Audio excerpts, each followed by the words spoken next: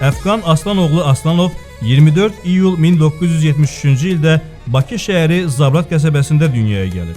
O, orta təhsilini Qazax rayon 2 saylı tam orta məktəbində alıb. 1990-cı ildə Naxçıvansk adına ibtidai hərbi məktəbə daxil olub. 1994-cü ildə uçuş hazırlığı təlim mərkəzinə qəbul olmuş və təyyarəçi ixtisası üzrə təhsil almışdı. 1997-ci ildə təyyarəçi ixtisasına yiyələnərək Kürdəmir rayonunda yerləşən en saylı hərbi hissəyə təyinat almışdı. O, 1997-ci ildən təyyarəçi kimi hərbi xidmətə başlayıb. Əldə etdiyi bilik və bacarıqları sayəsində 2000-ci ildə aviasiya manqasının komandiri vəzifəsinə təyin olunub.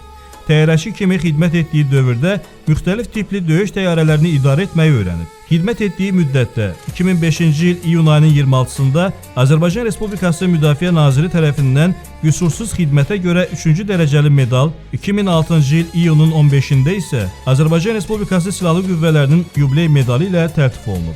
Mərhum kapitan Əfqan Aslanov 2008-ci il yanvarın 29-da hərbi hissənin döyüş hazırlığı planına əsasən Polkovnik Leytenant Fəxrəddin Əsgərovla birlikdə MiG-29 təyyarəsi ilə təlim məşq uçuşları zamanı Xızı rayonu Şurabad kəndi istiqamətində təyyarənin Xəzər dənizinə düşməsi nəticəsində aviasiya qəzasında həlak olub. 27 gün ərzində aparılan axtarışlar nəticəsində təyyarənin yeri müəyyən edilərək nəşi tapılıb. Məlum olub ki, o katapultdan istifadə etməyib.